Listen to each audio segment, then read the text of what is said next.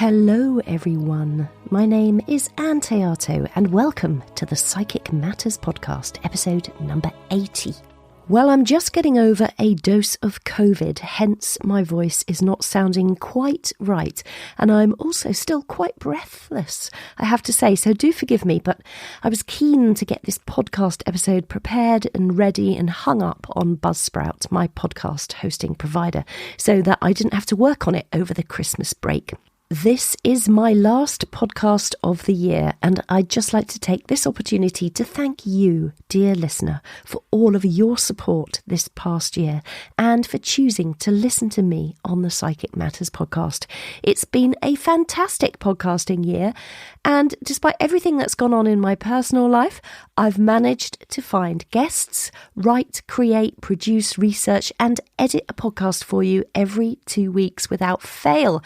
And we were award nominated once again for the second year in a row in the People's Choice Podcast Awards and recognised as being in the top 10 of religion and spirituality podcast. And all of those, I think, are marvellous achievements. So I'm patting myself on the back and I'm also applauding you, the listener, because without you and your encouragement and support and frankly, your love of the subject matter, there wouldn't be a podcast. So thank you from my heart. If you would like to support the podcast, I am gratefully accepting Christmas tips in my podcast tip jar, which you will find on my website, anntheato.com, under the podcast tab. And now to this week's episode. My next guest is passionate about helping intuitive children to embrace their gifts. She is a psychic medium and spiritual advisor, an educator and a healer and a spirit artist.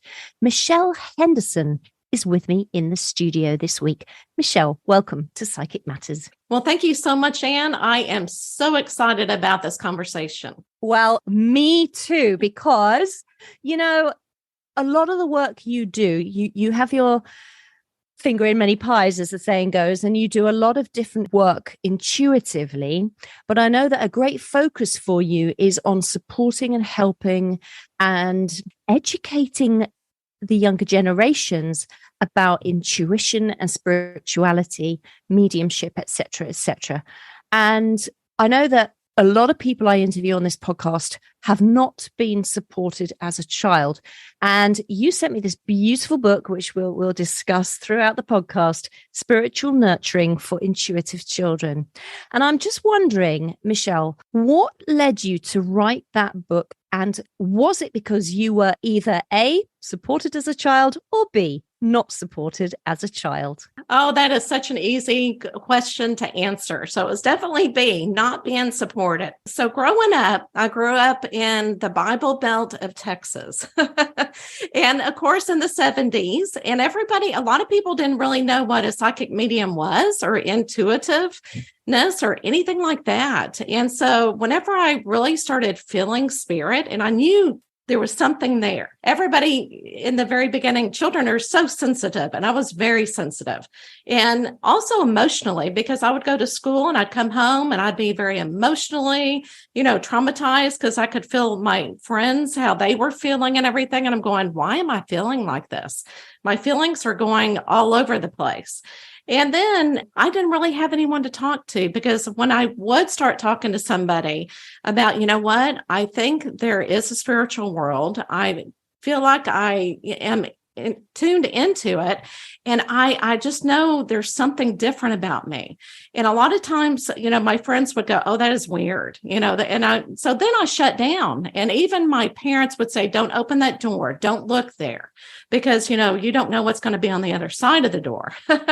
And so, so I closed it. But in my 20s, I had such a spiritual awakening.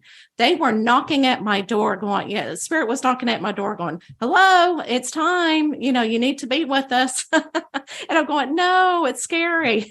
So I thought I was going crazy. And I found a psychic medium in the Dallas area that really helped me. She said, number one, I want you to know that you're not going crazy. And number two, we're going to educate you. We're going to give you all the knowledge that you need so that you know what is going on, because should not be fearful. This is more spiritual. So then jumping up to my 50s, right before COVID, I thought, you know what? It's finally time for me to work as a psychic medium. And so I started taking classes, and I found out, my goodness, and there were so many people that went through the same thing I did as a child that they go, you know what? I couldn't talk to anybody. I thought it was weird. I got depressed because I couldn't really show everybody who I truly was.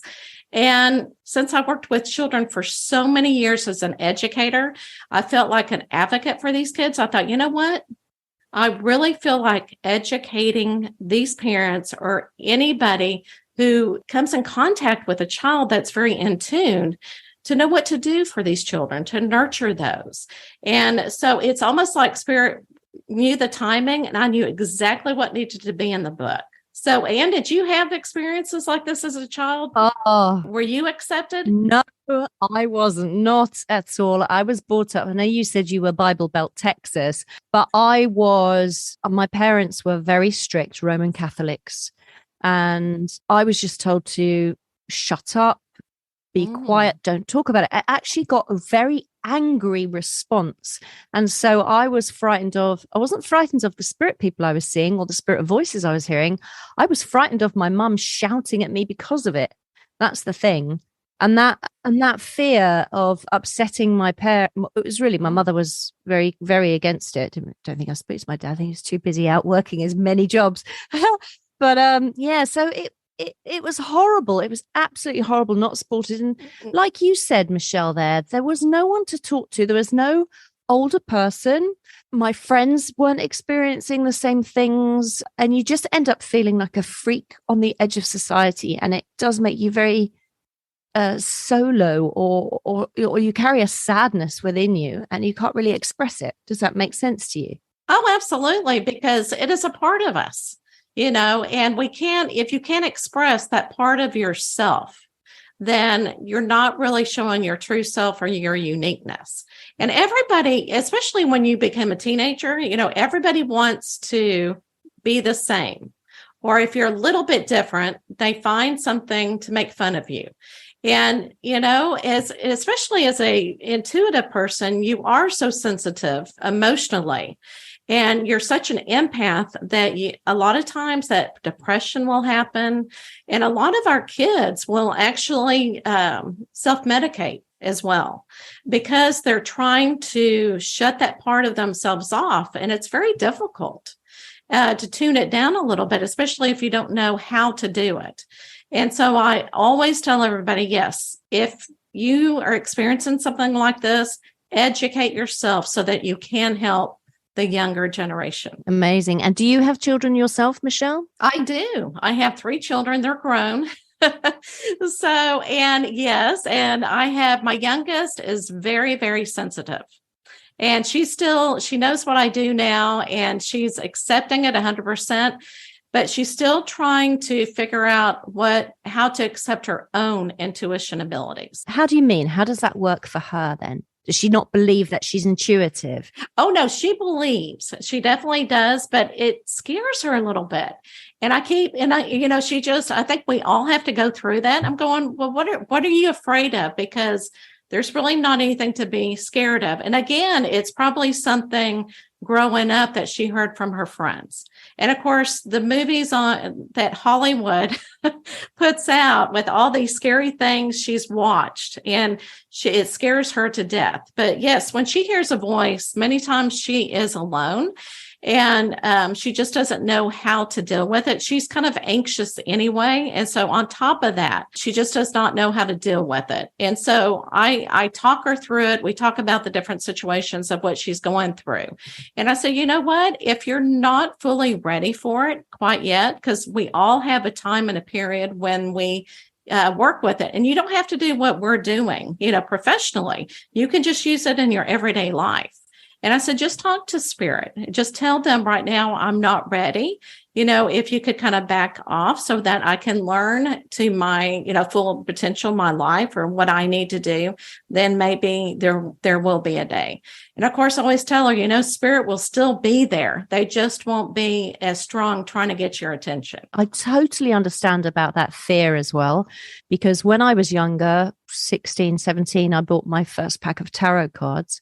And I have spoken about this on the podcast before, but when I used to do readings for people, they were so accurate that I was too frightened to keep those tarot cards in my bedroom. I had to sleep with them outside the room in case something happened, which is ridiculous because now I know, because tarot cards are just pieces of cardboard with pictures on it. There's no power in the card. The power is in us.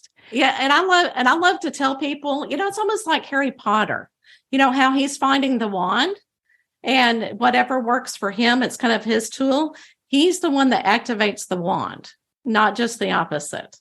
And because a lot of people are afraid of cards. And I even had a customer one time said, don't use any cards. I said, oh, well, I don't have to.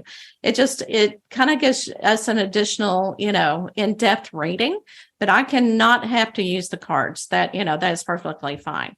But yes, so I understand what you're saying about the fear of the cards. My daughter, I bought her some tarot cards when she was about 18, actually. Wow. Yeah. And I used to say to her, oh, give me a reading. Oh, no, I can't. I don't know how to do it. You know all the meanings and everything. I said, you don't need to know the meaning. Right. Just have a look at the picture.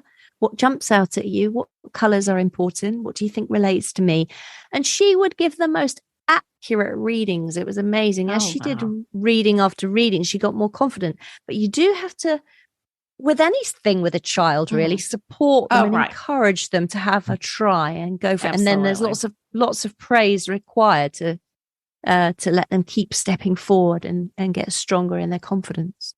So then your children and how you approached bringing them up as an intuitive person yourself. Did you change how you were brought up and encourage and nurture them? How did that work as a mum? Oh, I certainly hope so. I just listened to where they were.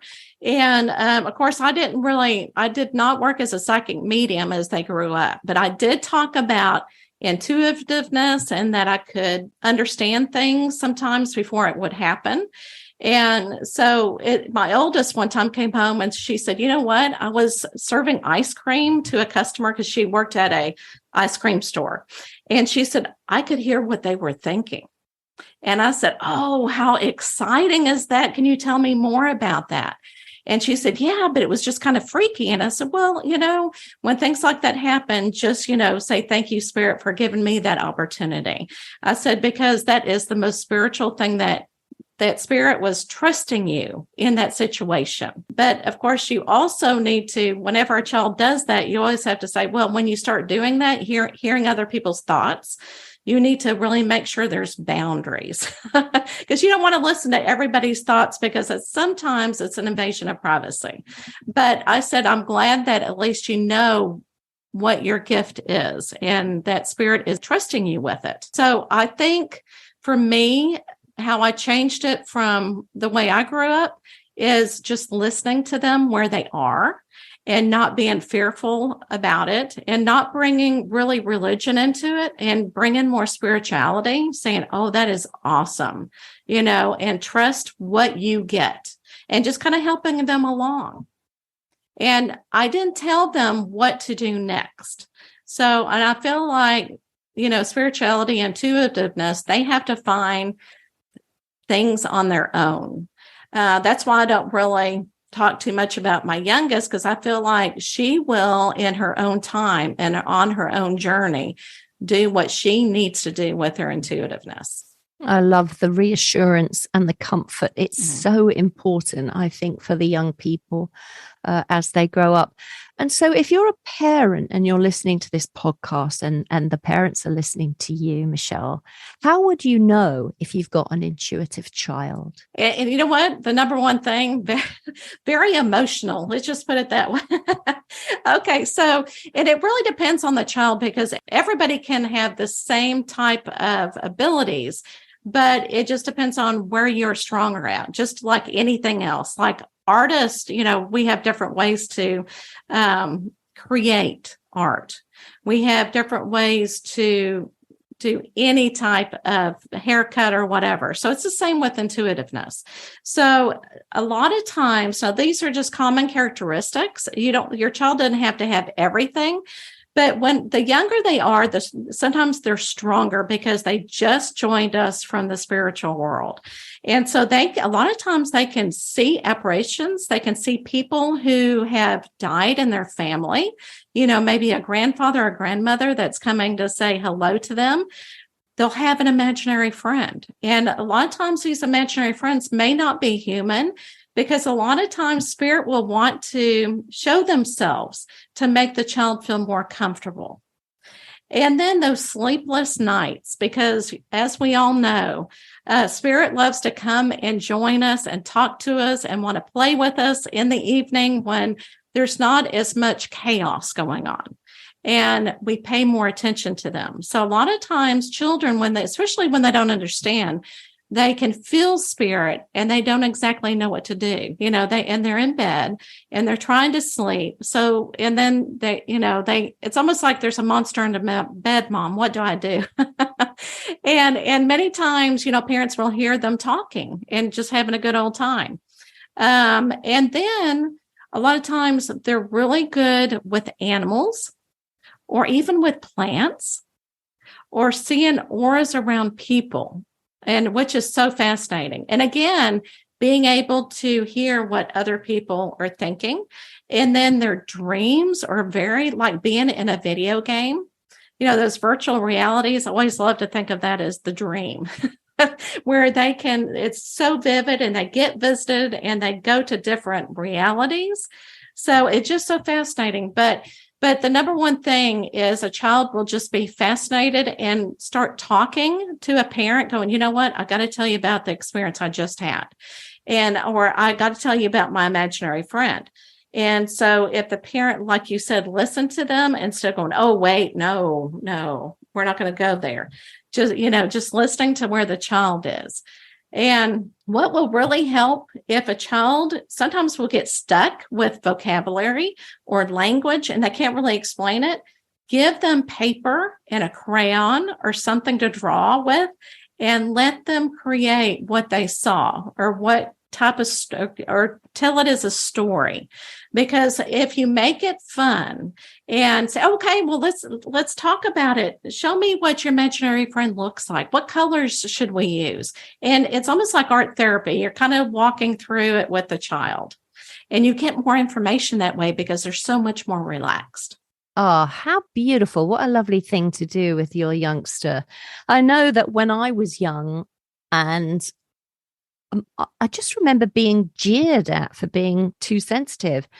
My mother would often say, what is wrong with you? You're so sensitive. Would you come out of it? And I'd get a slap around the back of the head or the shoulder and be sent along my way. And it was horrible. And in contrast, when I therefore had an opportunity to be a parent, my son, I recognized very early on his love of music. And quite often he just wanted me to sit at the piano and play music that would move him emotionally. And he would sit there and cry because either of the beauty of the music or the way that it moved through him. And people used to think I was nuts for allowing him, indulging him. But I saw that in him. And, he's now 25. He's a multi-instrumentalist. He's a music producer and a sound engineer. And why am I saying this? I'm saying it because I recognized that pain in myself. I recognized it in him. And I just, without pushing it, I just allowed him to be who he was. I felt that was the right thing to do. So it is beautiful. I mean, absolutely beautiful. And your son, oh my goodness, he was able to grow, soul with a soul spiritually and be accepted. And that is awesome because, don't you know that a lot of artists and, like you said, musicians have a lot of intuitiveness? Now, whenever he hears the music, does he hear colors or Is it all like mathematician to him or patterns, or how does he feel and hear the music, or has he expressed that to you? He hasn't really expressed that to me, but I think it's in multi different forms because it touches him soulfully in so many different ways. That's the thing. Oh, that's awesome. So good for you. Good for you. And talking about being emotional, yes, I totally agree with you. Growing up, I'd just cry all the time. I go, I don't know why I'm crying. And I'd go in my bedroom. And I think though my grandmother was very intuitive. And she knew exactly what to say to me and everything else to calm me down. And when I look back, I'm going, I bet she was intuitive herself. Wonderful, wonderful grandmother.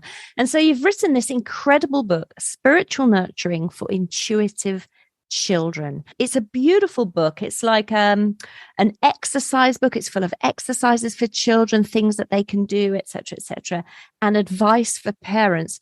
Where did you start putting this together? How did that come about?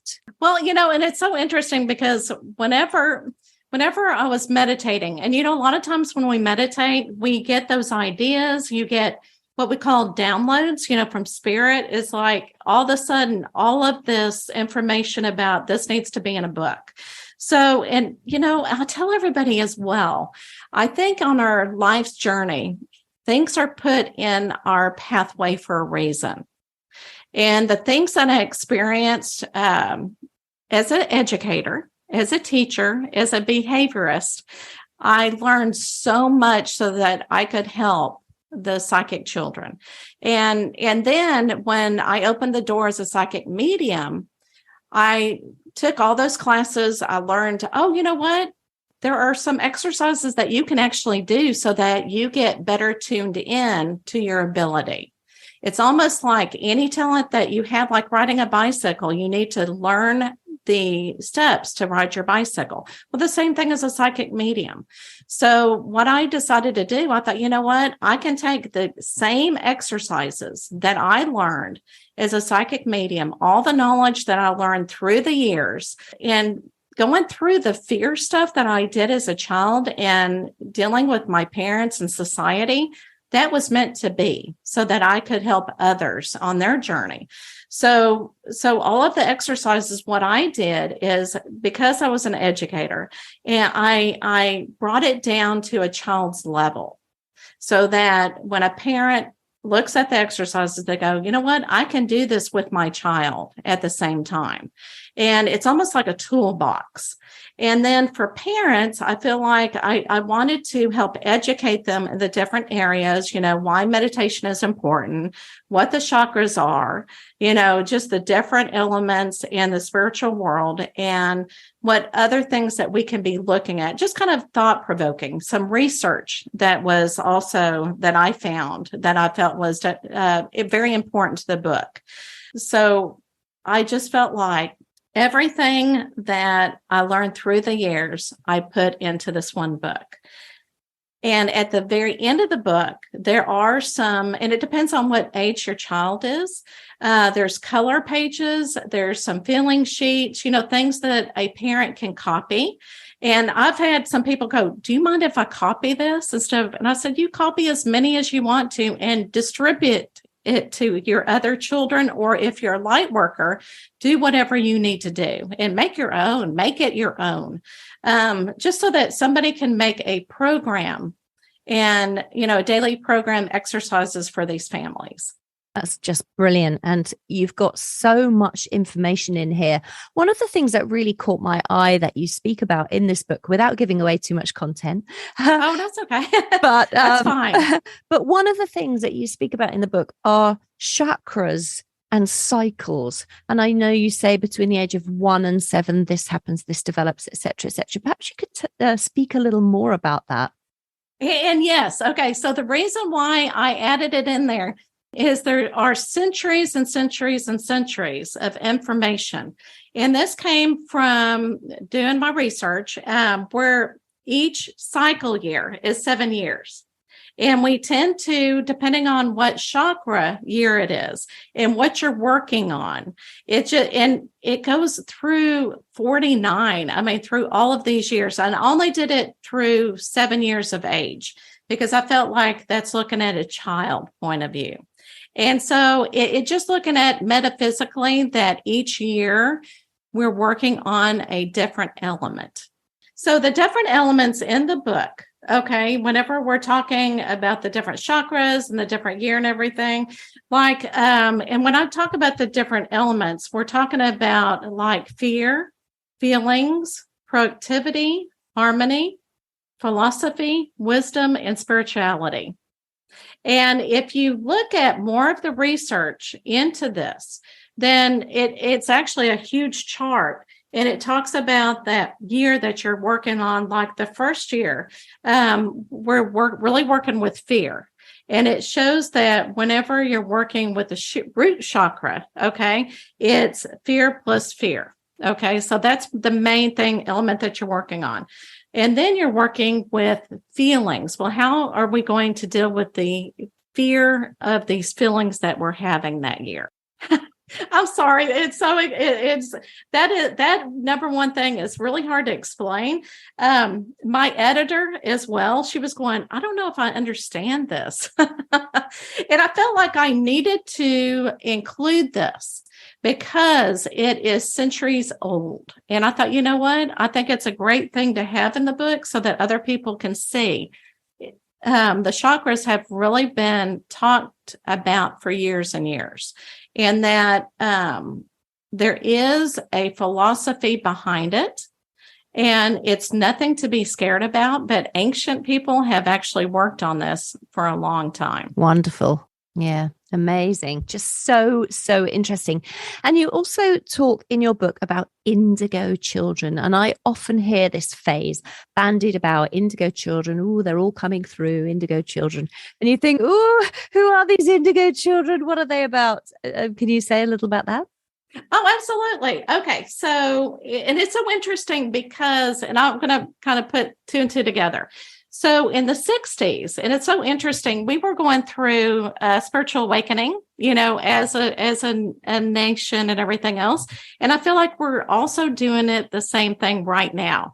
Okay. So in the 60s, Nancy Tate was the one, she could see purple, okay, indigo in children around their auras.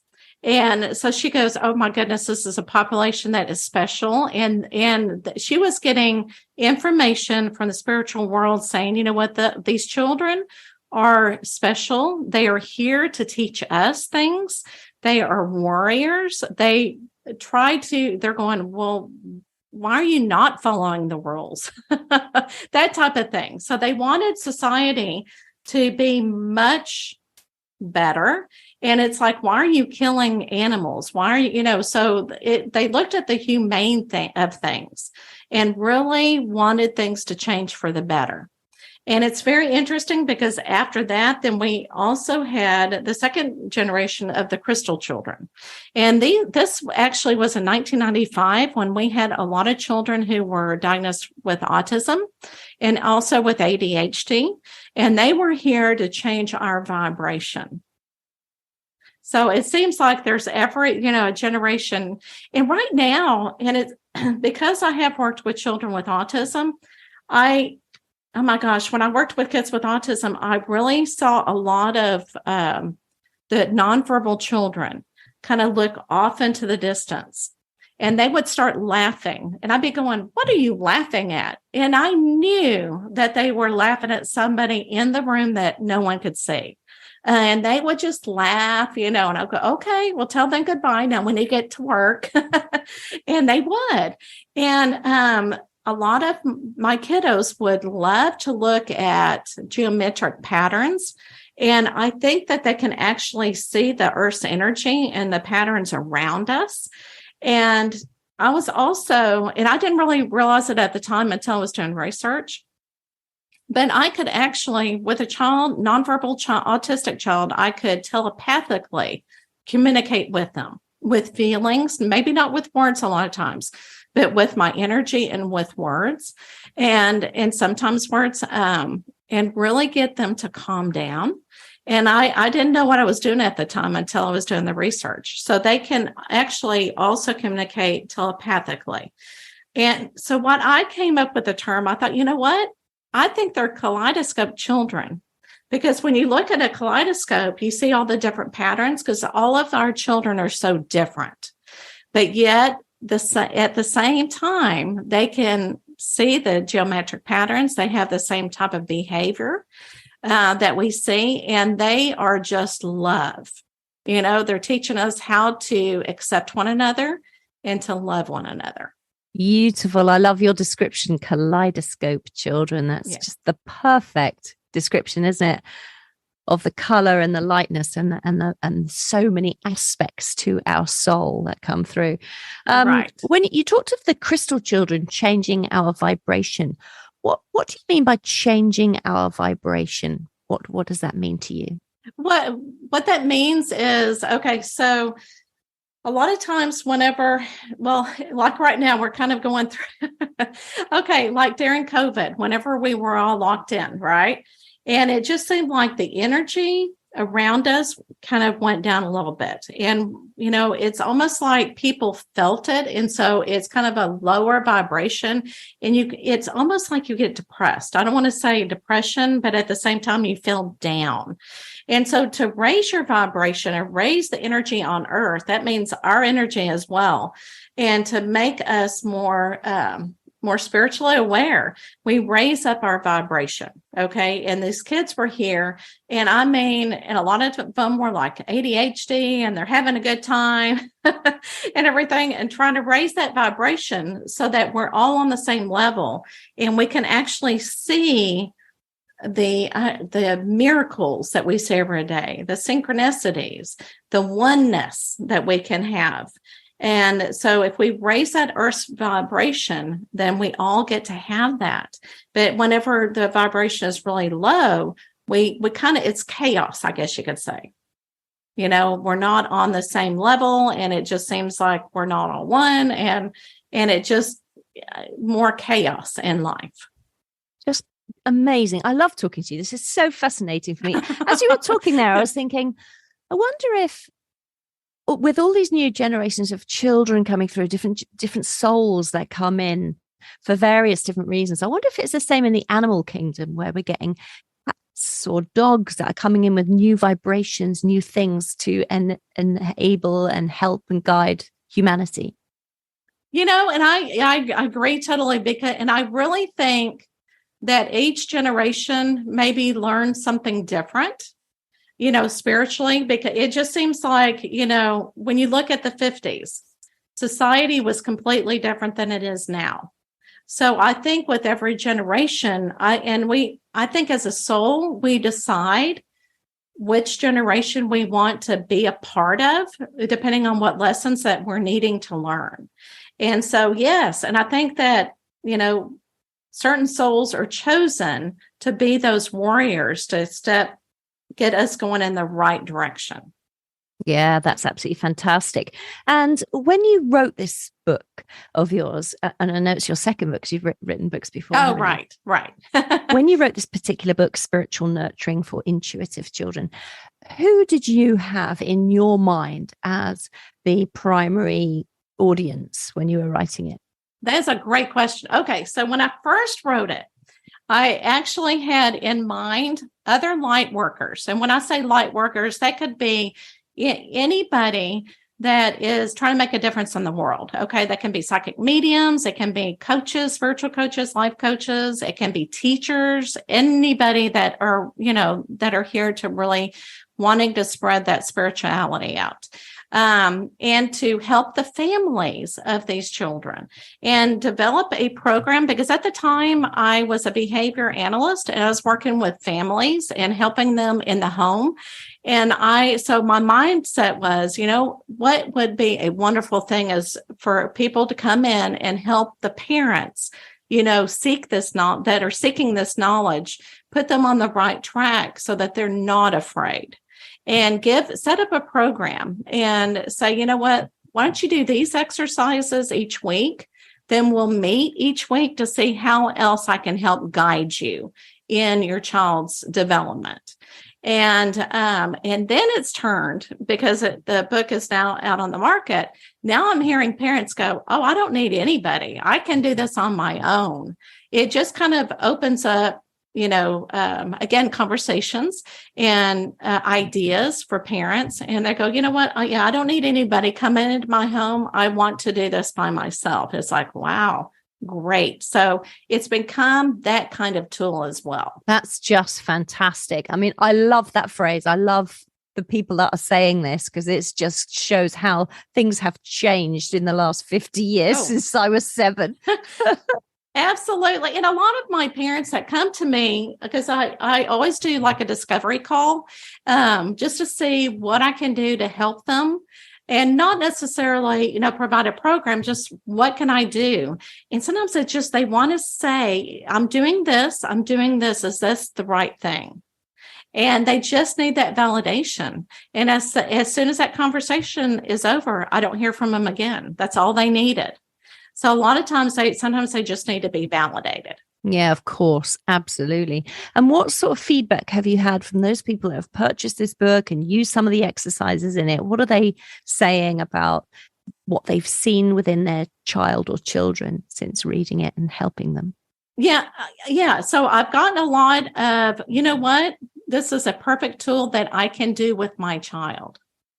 They enjoy doing the exercises together. And a lot of them go, I wouldn't have ever thought of it that way. Or used, or used the color things in the back. I wouldn't have even thought of using also crystals, because there are certain crystals that a kid can use, or because there are a lot of people that really don't understand crystals. And a lot of times it just kind of brings that great energy in, and it gives the child some type of power. Say, yes, I've got my crystal now. It's almost like a superpower. I have my superpower now. And so a lot of times these parents are also putting different crystals in their child's backpack for protection. I love that. And also it puts the child back into feeling in control and taking away the fear. I know what this is. I'm able to work with it. It's going to be amazing. I've got my little tool here, my crystal. It's just wonderful. Absolutely wonderful. And what do you think if somebody's listening to this and they have a child who turns around and says, Mummy or Daddy, I've just seen a spirit person appear in my bedroom. How do you think we should answer that with a child? Okay. And I would say, okay, well, tell me, or let's draw or whatever. Show me what this person looked like. And what did they say to you? Or what did you say to them back? Or how did they communicate with you? Because a lot of times they'll only, kind of show them pictures or with feelings. Sometimes they'll just see the apparition, but the apparition's not really talking to them. And just say, well, how did you feel during this time? Did it scare you, or was it exciting, or were you fascinating? Did you feel safe? And if they did not feel safe, or if they go, you know what, I'm okay, but I'm getting tired of the spirit showing up, always wanting to talk to me, because, kids are like lighthouses. It's like, come talk to me, spirit. I am very in tuned, and, spirit goes, okay, I'm here. So you always have to teach a child. We need to also tell the spirit, this is not the time I want to play right now. Right now is my time to sleep or be with mommy or daddy. And right now I am not tuned in. So it's just kind of talking to your child. Well, what can I do to help you? Thank you for that, Michelle. I know that there are children who see spirit people, my own children included, who actually have got very, very frightened. And even though they've got a supportive parent, sometimes it's difficult to know how to help them through the fear. So do you have some guidance around that? Absolutely. And again, just being in control. So if spirit is coming into their bedroom a lot of times, okay, and the number one thing, say you are the one that is in control.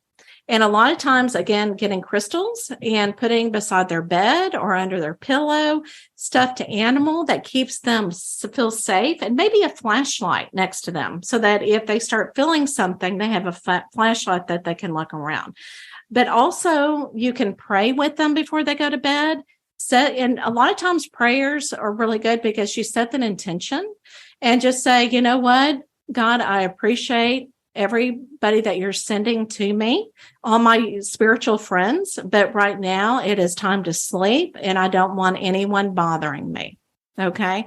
And then you can also show them, you can be put into a bubble and say, okay, I'm closed off. I am put in a bubble and I'm going to go to bed right now. But there's nothing wrong with sleeping with a nightlight or a lamp on, with the door open, and just be there and say, you know what, it's going to be okay. And eventually, they will feel much more comfortable when nothing happens. And you can also use sage. And sage is a really nice thing, or even spray if the child is allergic to smoke or anything like that. But sage is kind of like a clearing of the energy. And it also makes the room so much lighter in energy. And so, but do it with your child and go around and just say, okay, this is my bedroom. I don't want you in my bedroom right now, as you're saging. And just set, again, your intention. Yeah, that's lovely. That's such a great thing to do and such good advice. Thanks, Michelle. That's wonderful. Oh, you're welcome. So let's go on to spirit art, because I know you're also a spirit artist. So Yes. How does that work? What is spirit art for those people who maybe don't know? And how did it come into your life as part of your practice? It's very interesting. You don't have to be an artist. I will tell you right now, I never took an art class. And whenever I say spirit art, it's actually you channel from spirit. Okay. And it's almost like whatever you feel, whatever color you're feeling at the time, that's what you're painting with. But whenever I started doing mediumship, I had my ego come into my mind quite a bit and stop the reading. It's like I could not connect in because I kept thinking, oh my gosh, what if I fail? What if I'm wrong? So when I started drawing, I talked to the spirit who has passed away, and I started drawing what they like a lookalike, what they wanted me to draw, like their hair color and everything. I opened up.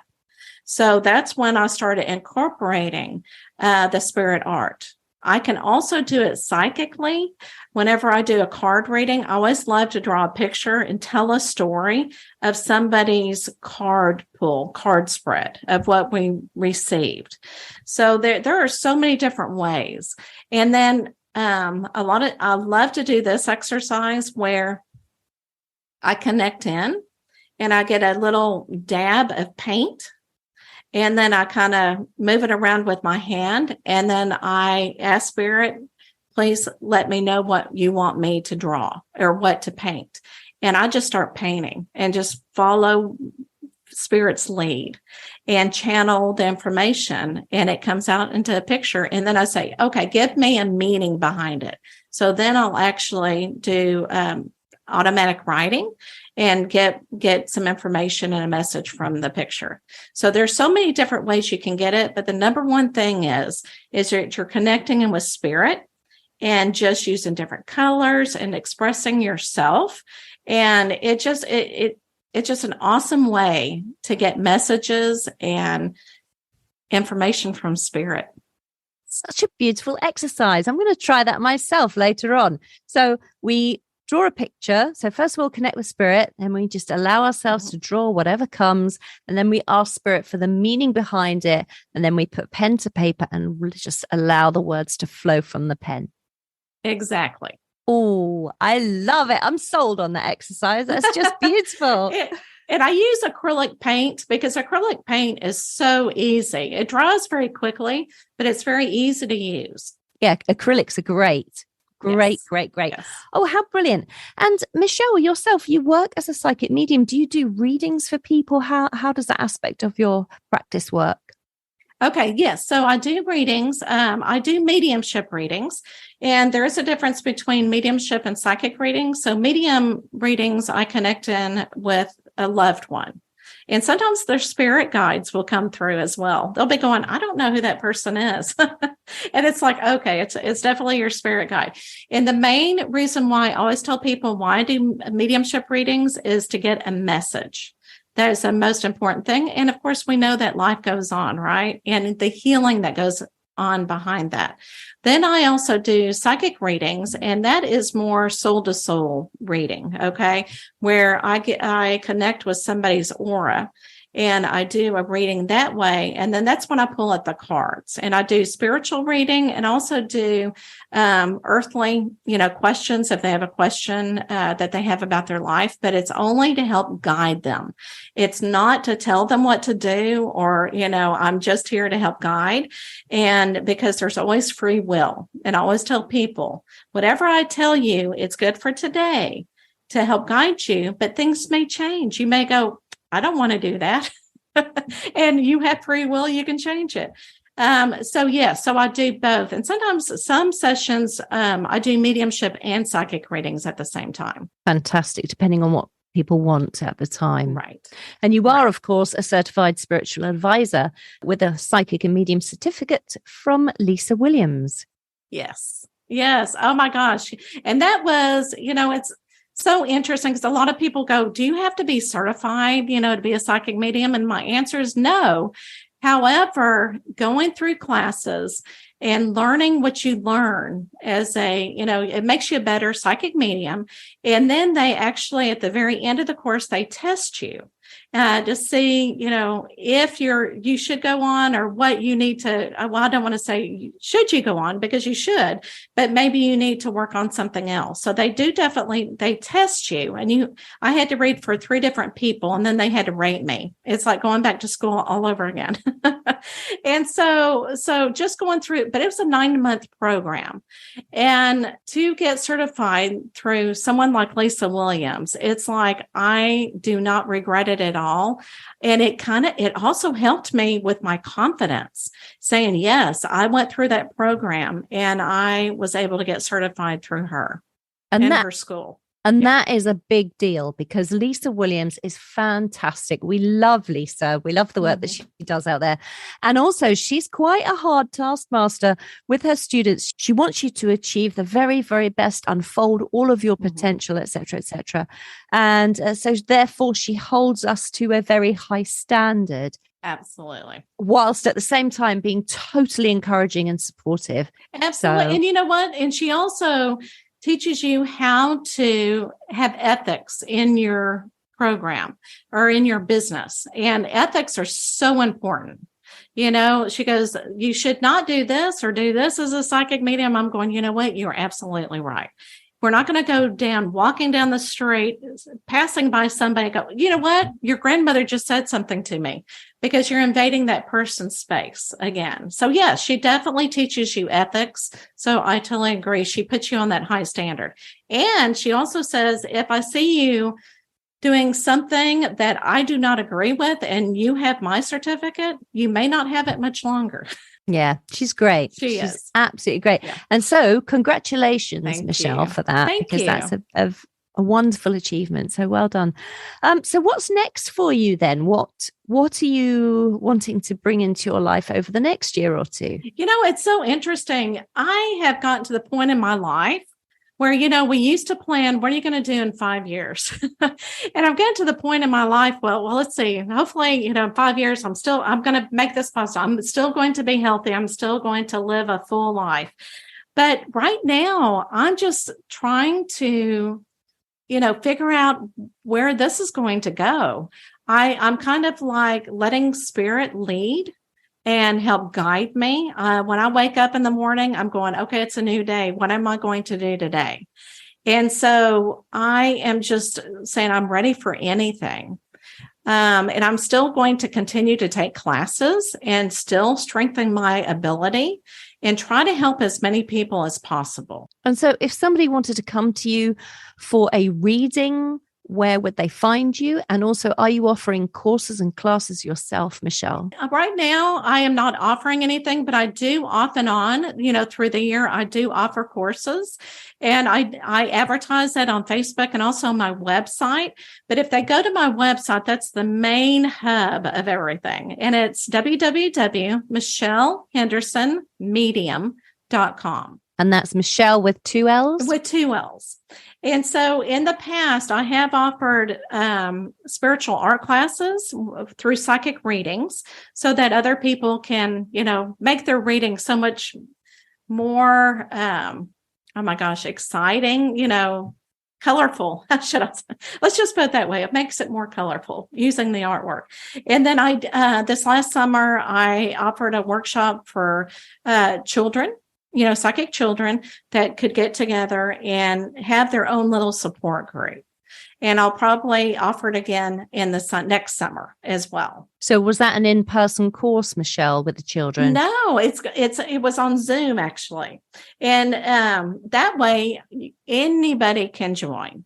Because I would love to do it locally, but there's so many kids. And now we have the technology that we can do it online. And these kids are not afraid of technology. They know how to work it. So yes, it's on Zoom actually. So it might be a really good idea for people to go to your website, Michelle Henderson, that's Michelle with 2 L's, Henderson, SON.com, and to sign up for a mailing list so that if you send out a newsletter or something, people will know what you've got coming up. And I absolutely do that. So, and also if they subscribe to the website, they can get discounts, monthly discounts on anything that I offer. Oh, fantastic. What a lovely thing to offer people. Well, Michelle, it's just been absolutely fascinating talking to you. Are you going to be writing another book? Do you still feel there's more to share? People keep asking me that. And I thought, you know what, I'm going to give this a couple of years and to see which direction I need to go so that I can help others continue in their journey. So we'll see. See how it goes. And if people want to buy this particular book, Spiritual Nurturing for Intuitive Children, do they go to Amazon or bookshops? Where will they pick up a copy? Just anywhere, but yeah, Amazon. It's definitely on Amazon, any of the bookstores. And if you want to get a free chapter, you can again go to my website and I will send you the first chapter of the book just so that you can see what's in it and make sure that it's actually for you. Yeah, well, I personally highly recommend that everybody goes and buys this, even if it's just for yourself. Like, even if you have no children or you don't have contact with children, it's just so beautifully laid out, very, very simple, step-by-step, intuitive guidance and beautiful exercises. So I highly, highly recommend everybody goes and purchases it. It's a fantastic book. Michelle, you've done a wonderful job with it. Thank you. Yeah, I appreciate you. Such a pleasure. And thank you very much for coming on and sharing all your knowledge with us. Oh, well, thank you for having me. I love the conversation. You're welcome. Michelle Henderson there, everyone. I just love the work that she is doing, supporting intuitive children and helping us to encourage them along their spiritual path. And for those of you out there like me who didn't have any support growing up, we know just how lonely and painful that path can be, and therefore how important and vital it is to encourage our young people and to normalize the psychic mind. I really hope you have found this episode inspiring. As ever, there are show notes available on my website, AnnThéato.com, and you can find a full transcript plus pick up the URL links which will lead you directly to Michelle and her wonderful books. If you are looking forward to a hugely successful 2023, however success might look for you, and you are considering booking a session with a psychic to get an overview of the year that's passed and of all the potential that lies in the year ahead of you, then I am taking bookings for one-to-one readings and I would love to read for you. Just go to my website, AnnThéato.com, and press the book a reading button. For now, I wish you a peaceful and happy holiday with your friends and family and those that you love. My name is Ann Théato, and thank you for listening to Psychic Matters.